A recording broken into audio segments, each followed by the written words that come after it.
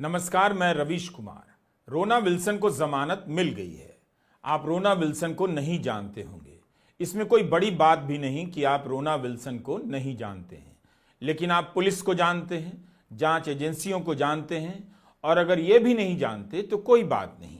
भारत में ज़्यादातर लोग महीने का 25,000 भी नहीं कमा पाते हैं, और जो कमा भी रहे हैं वो दिन रात खटने में लगे हैं, टैक्स देने में लगे हैं।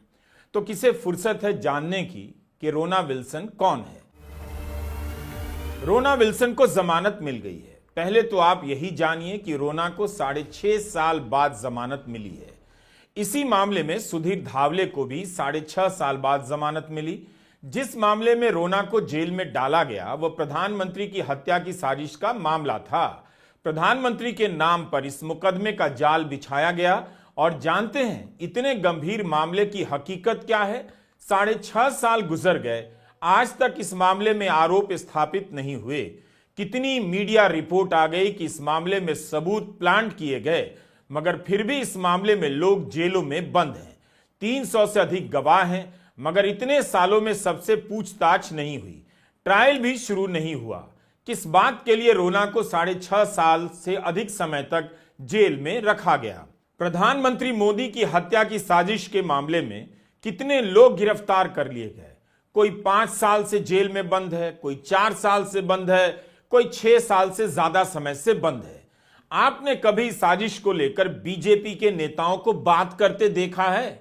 कब सुना है कि बीजेपी के नेता इसे लेकर आरोप लगा रहे हैं, रैलियों में बोल रहे हैं? आखिर यह कैसा मामला था कि 2018 से लेकर 2025 आ गया और इसमें जांच करने वाली एजेंसी एनआईए कहती है कि जांच में तेजी लाएगी। किसी को बिना ट्रायल जेल में रखने के बाद एनआईए कहती है कि जांच में तेजी लाएगी। बॉम्बे हाई कोर्ट में एनआईए ने इस बार जमानत का विरोध नहीं किया।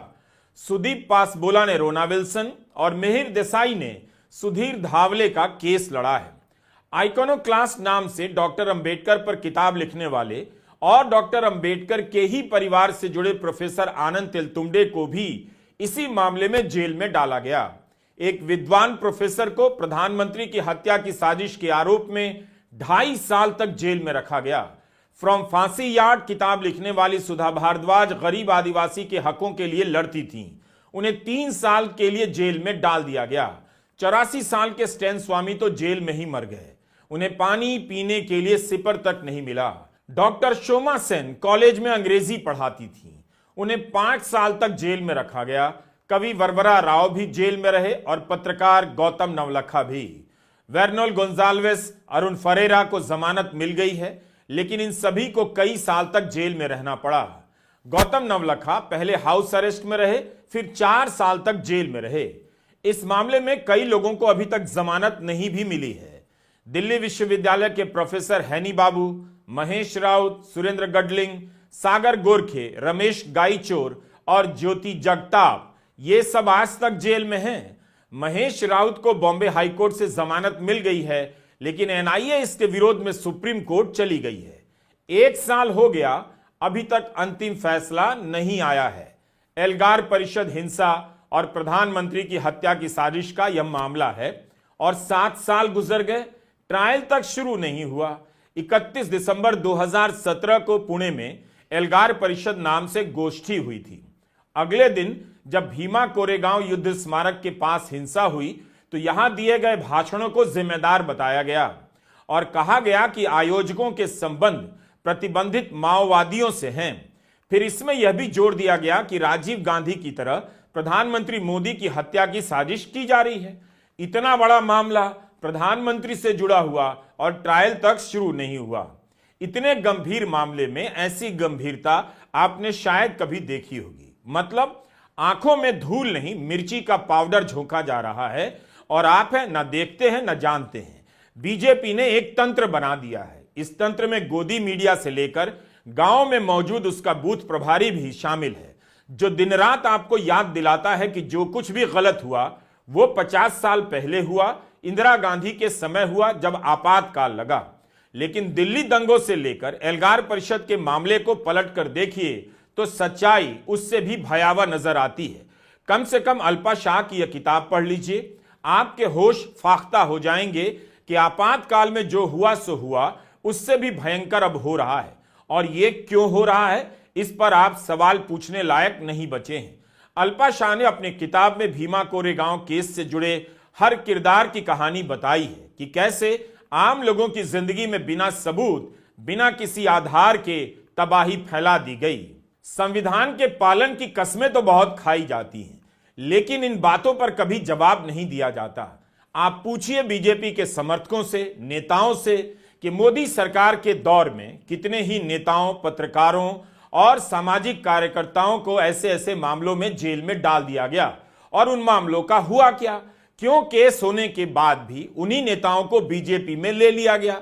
सजा नहीं होती है, बस केस दर्ज होता है, छापा पड़ता है, जेल में डाल दिया जाता है, उसका वीडियो टीवी पर जाता है और डिबेट की भंगिमा रचाई जाती है, और इधर आप जेल में सड़ा दिए जाते हैं। इसी दिल्ली में शराब घोटाले का बवंडर उठा और आज तक साबित नहीं हुआ। उसका क्या हुआ किसी को पता नहीं। साल दर साल गुजर गए, मुख्यमंत्री तक को जेल में डाल दिया गया, लेकिन पता नहीं भ्रष्टाचार हुआ या नहीं। 4 साल बीतने को आए, शराब घोटाला मुद्दा है, शहर में पोस्टर लगे हैं, लेकिन केस का कुछ भी अता पता नहीं। अब एक सरकारी मकान को लेकर बवाल खड़ा किया जा रहा है। इस मामले में भी 2023 के मई से सीबीआई जांच कर रही है। 1.5 साल में यही साबित नहीं कर पाई कि एक मकान के भीतर पर्दा कितने का, टीवी कितने का, क्या इसे खरीदने में कोई भ्रष्टाचार हुआ भी या नहीं। मोदी सरकार की जांच एजेंसियों की यह हालत हो गई है। आप यह नहीं जानते कि इसी दिल्ली में किस केंद्रीय मंत्री के घर की सजावट में कितना पैसा लगा है, लेकिन आप एक मुख्यमंत्री के घर के भीतर का सारा हाल जान जाते हैं। आप देश के किसी और मुख्यमंत्री के घर का पर्दा, टीवी नहीं जानते, लेकिन दिल्ली के मुख्यमंत्री का जानते हैं, इसलिए कि बीजेपी जो भी चाहती है वही जानकारी आप तक पहुंचाई जाती है, और वही आप जानते हैं, इसलिए आप रोना विल्सन को नहीं जानते हैं। बस एक खेल चल रहा है जिसमें कोर्ट, जांच एजेंसी, सरकार, मीडिया सब एक तरफ नजर आते हैं। गला घोटने का यह खेल है। हर समय कोई ना कोई निशाने पर होता है और जांच एजेंसियां इस खेल में लगा दी जाती हैं। एल्गार परिषद मामला भारत की राजनीति का अकेला शर्मनाक मामला नहीं है। इस मामले में जिन लोगों को गिरफ्तार किया गया, उन्होंने बहुत गरिमा से इसका सामना किया है। अपने जीवन के कई साल जेलों को दे दिए, कोर्ट में अपनी बेल की लड़ाई लड़ी, लेकिन इसका मतलब यह नहीं कि आप चैन से हैं।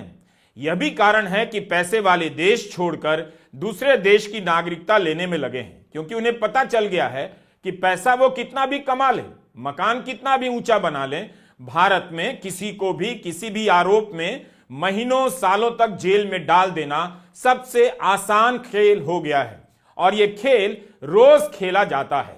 सुप्रीम कोर्ट वाकई इस बात से हैरान हुआ कि इलाहाबाद हाई कोर्ट ने हत्या के मामले में 4 साल से जमानत की सुनवाई नहीं की। 6 साल से आरोपी जेल में है। हाई कोर्ट ने 16 बार उसकी बेल की याचिका पर सुनवाई टाली है। 4 साल क्या कम होता है? लेकिन सुप्रीम कोर्ट क्यों हैरान हुआ? क्या सुप्रीम कोर्ट को उमर खालिद का यह केस नजर नहीं आया? 3 साल से अधिक समय से उमर खालिद, शर्जील इमाम बेल का इंतजार कर रहे हैं। 4 साल और 3 साल में क्या अंतर है? अगर supreme court Allahabad high court को लेकर हैरान है, तो दिल्ली हाई कोर्ट को लेकर भी होना चाहिए। दिल्ली हाई कोर्ट ने पूछा है उमर खालिद के मामले में कि क्या धरना प्रदर्शन का आयोजन करने पर यूएपीए लगा दिया जाएगा? यही तो सवाल है। अगर धरना प्रदर्शन करना इतना खतरनाक बना दिया जाए, तब फिर इस लोकतंत्र में क्या ही बचेगा? भारत में एक ही लड़ाई असली है, एक तरफा लड़ाई, और वह है व्यवस्था की आपसे लड़ाई। व्यवस्था जब भी चाहेगी आपका घर उजाड़ देगी, आपके घर में घुसाएगी, आपको फर्जी केस में फंसाकर कई साल तक जेल में डाल देगी। फिर आपसे कहा जाता है उसी व्यवस्था में विश्वास व्यक्त करते हुए न्याय पाने की लड़ाई लड़िए। कैसे लड़िए? साईं बाबा की तरह 90% विकलांगता होने के बावजूद 10 साल तक जेल में बंद रहिए, तरह तरह की यातनाएं झेलिए और मुकदमा लड़िए। साईं बाबा को भी बॉम्बे हाई कोर्ट ने जमानत दी। सुप्रीम कोर्ट ने एक विचित्र फैसला दिया। उसी हाई कोर्ट की एक नई बेंच जमानत के मामले को फिर से सुनने के लिए बना दी। इसमें 1 साल और लग गया और साईं बाबा के खिलाफ केस खत्म हुआ। कोई आरोप साबित नहीं हुआ। वे जेल से बाहर आते हैं, कुछ महीनों के बाद साईं बाबा गुजर जाते हैं। जेल में यातना झेलने में ही सारी शक्ति चली गई। जेल के बाहर जीवन जीने के लिए उनके पास शायद कुछ भी नहीं बचा था। इस मामले में भी आप सरकार, जांच एजेंसियां, गोदी मीडिया और अदालत सबका चेहरा ठीक ठीक देख सकते हैं। कितने ही लोगों को सालों तक जेल में डाल दिया गया और उन्हें कई साल तक जमानत नहीं मिली। मकसद यही लगता है, कई साल तक जेल में रखो, क्योंकि पता है ऐसा करने वाले किसी भी अफसर को अपराधी नहीं कहा जाएगा और उसके खिलाफ कोई कार्रवाई नहीं होगी। वो आपको फंसाकर मलाई खा रहा होगा, रिटायरमेंट के बाद विधायक, सांसद, गवर्नर बन जाएगा और आपसे कहा जा रहा है कि आप न्याय की लड़ाई लड़िए, अदालत पर विश्वास व्यक्त कीजिए। तो कीजिए, लोग कर ही रहे हैं, लेकिन उनसे तो सवाल कीजिए कि भारत में किसी को भी जेल में डाल देना इतना आसान क्यों है? क्या आप जानते हैं कि रोना विल्सन के साथ क्या हुआ? वॉशिंगटन पोस्ट ने इस केस के सबूतों को लेकर जांच की। काम तो यह भारत के मीडिया को करना था, लेकिन किया वॉशिंगटन पोस्ट ने। साल 2021 में नेहा मसीह और जोइना स्लेटर ने आर्सेनल कंसल्टिंग की जांच के आधार पर बताया था कि रोना विल्सन के लैपटॉप में 2 साल से कोई सॉफ्टवेयर के जरिए निगरानी कर रहा था और उसी ने दस्तावेज प्लांट कर दिए। आर्सेनल कंसल्टिंग कंप्यूटर की फोरेंसिक जांच का काम करती है। अपनी गिरफ्तारी के समय प्रोफेसर आनंद तेलतुंबडे, स्टैन स्वामी और अन्य लोगों ने भी ऐसे ही आरोप लगाए। किसी अज्ञात व्यक्ति ने रोना के कंप्यूटर के एक फोल्डर में चुपके से 10 चिट्ठियां डाल दी, जिनके आधार पर उन्हें गिरफ्तार कर 6.5 साल से अधिक समय तक जेल में रखा गया। कोर्ट में एनआईए और पुणे पुलिस इस रिपोर्ट के आधार पर रोना की जमानत का विरोध करते रहे, मगर अब तक ट्रायल शुरू नहीं हो पाई। आर्सेनल ने कहा है कि यह अब तक का उनके द्वारा देखा गया सबसे भयानक केस था। पेगासस का संबंध रोना विल्सन से भी है। द वायर ने जुलाई 2020 में पेगासस पर रिपोर्ट किया था। उस रिपोर्ट में भी रोना विल्सन का नाम है। कहा गया था कि पेगासस ने जिन लोगों को सबसे पहले निशाना बनाया, उनमें रोना विल्सन भी थे। भारत में पेगासस के मामले में कुछ हुआ, यहां क्यों होगा कुछ? इस केस को रफा दफा कर दिया गया। गोदी मीडिया ने मजाक उड़ाया, जबकि विपक्ष के नेताओं की जासूसी के आरोप लगे थे। मामला कहीं से भी साधारण नहीं था। सोचिए, आपके फोन में जासूसी करने वाला सॉफ्टवेयर डाला जा सकता है। आपके लैपटॉप के भीतर ऐसी फाइल ईमेल के जरिए डाली जा सकती है जिसके बारे में आपको पता नहीं, और आप उसके आधार पर जेल में डाल दिए जाएंगे। इससे लड़ने के लिए आपके पास कौन सा अधिकार है? कभी सोचा है आपने? भारत में पेगासस का मामला आया तब भारत के खिलाफ साजिश की थ्योरी चला दी गई, लेकिन अमेरिका और फ्रांस में इस मामले की गंभीर सुनवाई हुई। इसी 20 दिसंबर 2024 को ऑकलैंड, कैलिफोर्निया के जिला जज ने व्हाट्सएप के पक्ष में फैसला सुनाते हुए पेगासस स्पाईवेयर बनाने वाली इस्राएली कंपनी एनएसओ को हैकिंग और कॉन्ट्रैक्ट भंग करने का दोषी पाया है। व्हाट्सएप ने 2019 में एनएसओ पर मुकदमा किया था। आरोप लगाया था कि एनएसओ ने उपभोक्ताओं के फोन में पेगासस डालने के लिए व्हाट्सएप के सिस्टम में सेंध लगाई और करीब 1400 व्हाट्सएप उपभोक्ताओं को अपना शिकार बनाया। इनमें पत्रकार, वकील, मानवाधिकार कार्यकर्ता शामिल हैं। भारत में कई पत्रकारों और सामाजिक कार्यकर्ताओं को पेगासस ने निशाना बनाया। इनमें सिद्धार्थ वरदराजन, एम.के. वेणु, विजेता सिंह, रोहिणी सिंह, परंजय गुहा ठाकुरता, प्रेम शंकर झा समेत कई पत्रकारों के नाम आए थे। इसके अलावा विपक्ष के नेता राहुल गांधी से लेकर चुनाव आयुक्त अशोक लवासा और यहां तक कि पूर्व सीबीआई निदेशक आलोक वर्मा और केंद्रीय मंत्री अश्विनी वैष्णव का भी नाम आया था। यह सब पेगासस प्रोजेक्ट के लिए वायर ने अपनी अगस्त 2021 की रिपोर्ट में बताया था। इस मामले में सुप्रीम कोर्ट द्वारा बनाई गई जांच कमेटी किसी निष्कर्ष पर नहीं पहुंची, मगर अगस्त 2022 में कमेटी ने कहा सरकार ने जांच में सहयोग नहीं किया। जब बैंकों में रखे पैसे को फ्रॉड के सहारे लूटा जा सकता है, तो आपके कंप्यूटर में, फोन में सबूत डाले जा सकते हैं और आपको हत्या के आरोप में जेल में ठूंसा जा सकता है। बाकायदा सबूत प्लांट किए जा सकते हैं, कोई फाइल डाली जा सकती है, आपको पता नहीं चलेगा।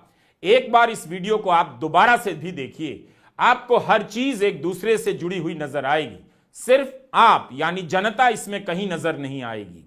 दरअसल आप जनता नहीं रहे, आप इस व्यवस्था के लिए कच्चा माल हो गए हैं, रॉ मटेरियल। आप में से उठाकर यह व्यवस्था किसी को हत्या का आरोपी बनाती है, किसी को प्रधानमंत्री की हत्या की साजिश का आरोपी बनाती है, किसी को मनी लॉन्ड्रिंग का। जो असली अपराधी है वो मौज काट रहा है। अब यह फोटो देखिए, ये नथुनी पाल हैं। इनकी हत्या के आरोप में 4 लोग जेल में डाल दिए गए। इन 4 में से एक मर भी गया। नथुनी पाल जिंदा मिला है।